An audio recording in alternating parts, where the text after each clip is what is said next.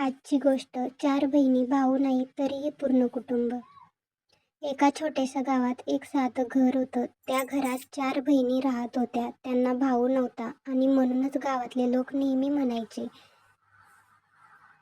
4 मुलीच आहेत हो, घराला आधार कोण देणार?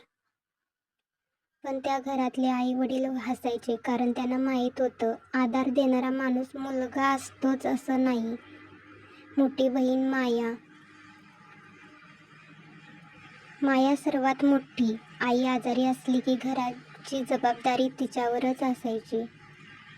लहान बहिणीच्या अभ्यासाकडे लक्ष, वडिलांसोबत शेतात मदत आणि तरीही कधीही तक्रार नाही. लोक म्हणायचे, ही तर मुलासारखी आहे. पण माया मनात म्हणायची, मुलासारखी नाही, मी मुलगी असूनही सक्षम आहे. दुसरी बहीण सुमन अभ्यासात हुशार. तिला शिकायचं होतं, मोठं व्हायचं होतं. पण गावात चर्चा सुरू होती, 4 मुली एवढं शिकून काय फायदा? त्या दिवशी सुमन पहिल्यांदा रडली, पण मायाने तिचा हात धरला आणि म्हणाली, आपल्याला भाऊ नाही म्हणून आपणच एकमेकींचा आधार व्हायचं. त्या वाक्याने सुमन उभी राहिली. तिने ठरवलं, मी शिकेन आणि उदाहरण बनेन.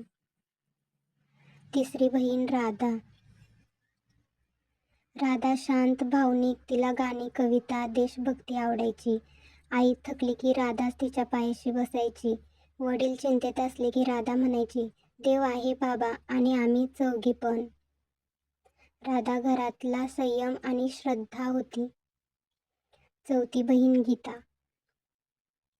गीता सगळ्यात लहान, खोडकर, प्रश्न विचारणारी. ती नेहमी म्हणायची, आपल्याला भाऊ का नाही?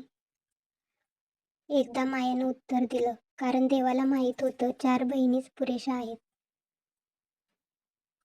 त्या दिवसापासून गीतानं कधीच कमीपणा वाटू दिला नाही. संकटाचा काळ. 1 वर्ष वडील आजारी पडले, घरात कमाई थांबली. तेव्हाच लोक पुन्हा म्हणू लागले, भाऊ असता तर आधार झाला असता. त्या दिवशी 4ही बहिणी एकत्र बसल्या. कोणी रडलं नाही, कोणी हार मानली नाही. माया कामाला लागली, सुमन शिकवणी घ्यायला लागली, राधा भजन कीर्तनातून थोडी कमाई करू लागली, गीता घर सांभाळू लागली. 4 बहिणी एकच मन.